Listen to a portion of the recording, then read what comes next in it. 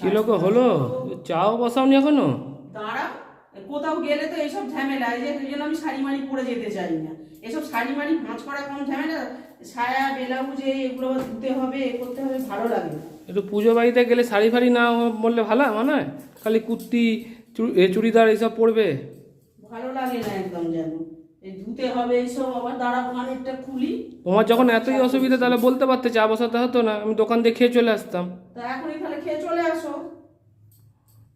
এতক্ষণ যখন বসেছিলাম অপেক্ষা করছি, এবার করো তাহলে। আমাকেই করতে হবে। তা করবে না, তুই চা খাওয়া খাওয়াবে, তাও বলছে খাওয়াতে পারবে না। না না তাড়াতাড়ি নাও। আর এগুলো সোনার কানের না, তুমি যে এরকম খুলে রাখলে এইদিকে? সোনার কানের না তো কি রূপোর কানের? ইমিটেশন ভাবছো এটা? এগুলো হারিয়ে গেলে কত দাম জানো, এখন করা যাবে না এখন। তাহলে আমার দেরি হবে, কিন্তু আমি আলমারিতে তুলছি, তাহলে চা চা করে আমার মাথা খাবে না। ঠিক আছে, 5 মিনিট তো লাগবে এগুলো তুলতে। হ্যাঁ, তাড়াতাড়ি নাও, চা করাও। ভালো লাগে না সোনার জিনিস পরো, কাপড় পরো, পরতে হবে না, ইচ্ছা করে না। সোনার জিনিস পরতে হবে না, খালি কাপড় পরো, চলো।